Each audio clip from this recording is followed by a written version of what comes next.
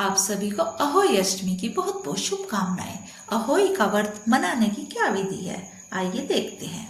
व्रत के दिन प्रातः उठकर स्नान करें और पूजा पाठ करके संकल्प करें कि संतान की लंबी आयु एवं सुखमय जीवन हेतु मैं अहोई माता का व्रत कर रही हूँ। अहोई माता मेरे पुत्रों को दीर्घायु, स्वस्थ एवं सुखी रखे।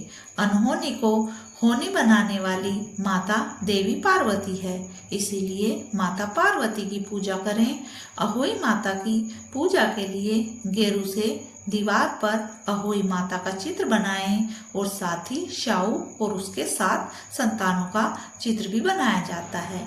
अगर दीवार पर चित्र ना बनाना हो तो बाजार से बना बनाया भी आ जाता है, उसे लगाकर उसके सामने पूजा कर सकते हैं।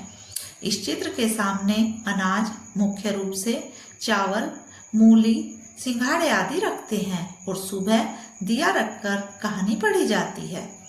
कहानी कहते समय जो चावल हाथ में लिए जाते हैं उन्हें साड़ी या सूट के दुपट्टे में बांध लेते हैं। सुबह पूजा करते समय लोटे में पानी और उसके ऊपर करवे में पानी रखते हैं। यह करवा चौथ में इस्तेमाल हुआ होना चाहिए। इस करवे का पानी दिवाली के दिन पूरे घर में छिड़का जाता है। संध्या काल में इन चित्रों की पूजा की जाती है। पके खाने में 14 पूरी और 8 पुओं का भोग अहोई माता को लगाया जाता है। उस दिन बयाना भी निकाला जाता है, उसमें कपड़ा आदि भी रखा जाता है। बयाने में 14 पूरी या मठरी या काजू होते हैं। लोटे का पानी शाम को चावल के साथ तारों को अर्घ्य किया जाता है। शाम को माता अहोई के सामने दिया जलाते हैं और पूजा का सारा सामान पूरी, मूली, सिंघाड़े, पुए, चावल और पका हुआ खाना सभी पंडित जी के घर भिजवा देते हैं, या घर में कोई बड़े बूढ़े अगर हैं तो उनको खाने के लिए दे दिया जाता है। साथ ही उनका जो कपड़ा पूजा में रखा जाता है वह भी उनको दिया जाता है। अहोई माता का कैलेंडर दिवाली तक दीवार पर ही लगा रहता है। और अहोई पूजा में एक अन्य विधान यह भी है कि चांदी की अहोई बनाई जाती है, जिसे शाऊ कहते हैं। यह शाऊ की पूजा रोली, अक्षत, दूध व भात से की जाती है। पूजा चाहे आप जिस विधि से भी करें, लेकिन दोनों में ही पूजा के लिए एक कलश में जल भरकर अवश्य रखा जाता है।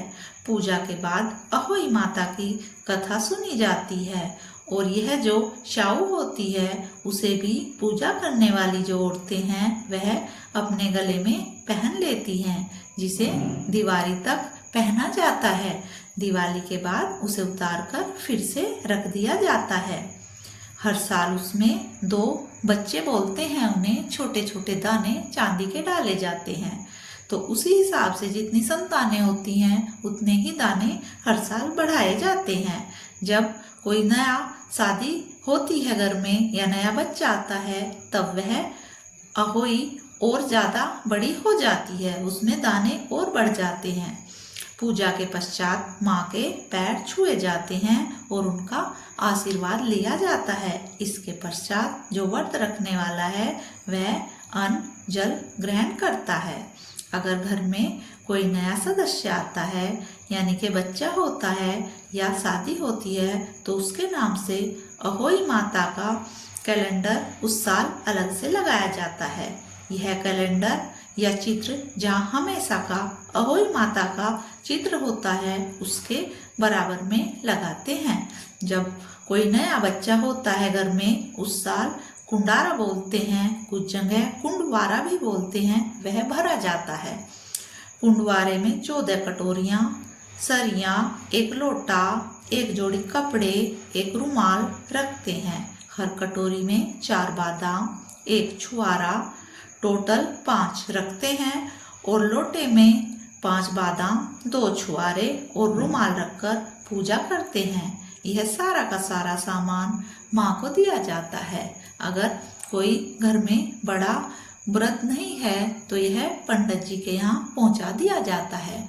नहीं तो अपने घर में जो भी बुजुर्ग महिला आदि होती है उन्हें यह सम्मान सहित सभी सामान दे दिया जाता है। आप सभी की अहोई माता से जो मन्नत मांगी है अवश्य पूरी हो। धन्यवाद।